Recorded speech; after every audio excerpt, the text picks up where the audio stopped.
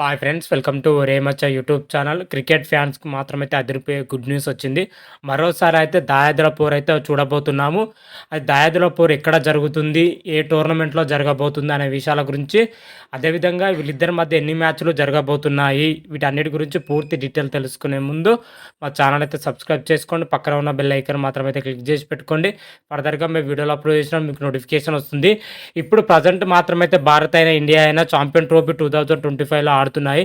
ఇప్పటికీ 2 జట్ల మధ్య ఒక మ్యాచ్ అయితే జరిగింది. ఈ మ్యాచ్‌లో వచ్చేసరికి పాకిస్తాన్ పైన టీమిండియా అద్భుతమైన విజయం అయితే నమోదు చేయడం జరిగింది. ఛాంపియన్ ట్రోఫీ నుంచి అయితే పాకిస్తాన్ అయితే నిష్క్రమించడం జరిగింది. అదేవిధంగా మరి టీమిండియా వచ్చేసరికి ఛాంపియన్ ట్రోఫీ సెమీఫైనల్‌కి అయితే దూసుకెళ్లడం జరిగింది. మరి సెమీఫైనల్‌లో గెలిచి ఫైనల్‌కి వెళ్ళి టీమిండియా కప్పు గెలుస్తుందా లేదా అని అయితే మరికొద్ది రోజులు అయితే వెయిట్ చేయాల్సిందే. అదేవిధంగా సెమీఫైనల్ వచ్చేసరికి టీమిండియా ఏ జట్టుతో తలబడుతుందో ఈరోజు అయితే క్లారిటీ వచ్చే అవకాశం అయితే కనిపిస్తుంది.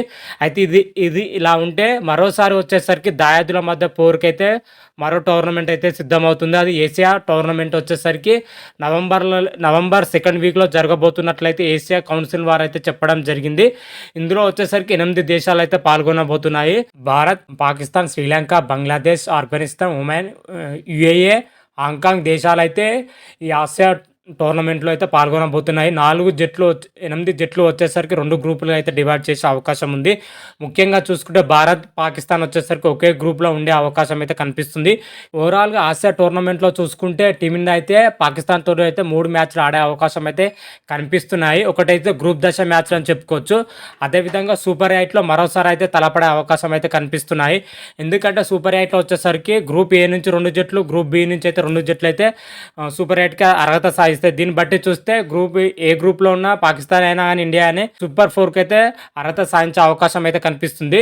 అప్పుడు కూడా సూపర్ 4లో వచ్చేసరికి మరోసారి అయితే పాకిస్తాన్, ఇండియా తలపడే అవకాశం అయితే కనిపిస్తున్నాయి. అక్కడ కూడా తలపడపోయినప్పుడు కూడా సెమీఫైనల్లో కానీ, ఫైనల్లో మ్యాచ్లో కూడా తలపడే అవకాశం అయితే కనిపిస్తున్నాయి. ఓవరాల్గా చూసుకుంటే ఆసియా కప్లో వచ్చేసరికి భారత్, పాకిస్తాన్ మధ్య 2-3 మ్యాచ్లు అయితే జరిగే అవకాశం అయితే కనిపిస్తున్నాయి. ఈ ఆసియా కప్ వచ్చేసరికి నవంబర్ సెకండ్ వీక్లో జరగబోతున్నట్లుగా అయితే ఆసియా క్రికెట్ కౌన్సిలింగ్ అయితే చెప్పడం జరిగింది. ఇంకా అఫీషియల్ డేట్స్ అయితే ఇంకా అనౌన్స్ చేయలేదు. ఓన్లీ స్టార్టింగ్ డేట్లు కూడా ఇంకా అనౌన్స్ చేయలేదు. ఆ మధ్యలో పెట్టాలన్న ఆలోచన అయితే ఆసియా క్రికెట్ కౌన్సిలింగ్ అయితే నిర్ణయించుకున్నట్లయితే తెలుస్తుంది. ఓవరాల్గా చూసుకుంటే ఆసియా కప్లో వచ్చేసరికి మొత్తం 19 మ్యాచ్లు అయితే జరగబోతున్నాయి.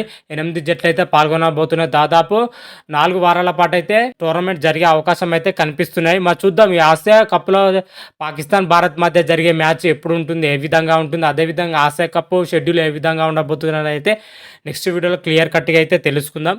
అంతవరకు మీకు ఈ వీడియో కానీ నచ్చినట్టయితే లైక్ చేయండి, షేర్ చేయండి. మరిన్ని వీడియోల కోసం అయితే మా ఛానల్ అయితే సబ్స్క్రైబ్ చేసుకోండి. పక్కన ఉన్న బెల్ ఐకాన్ మాత్రమైతే క్లిక్ చేసి పెట్టుకోండి.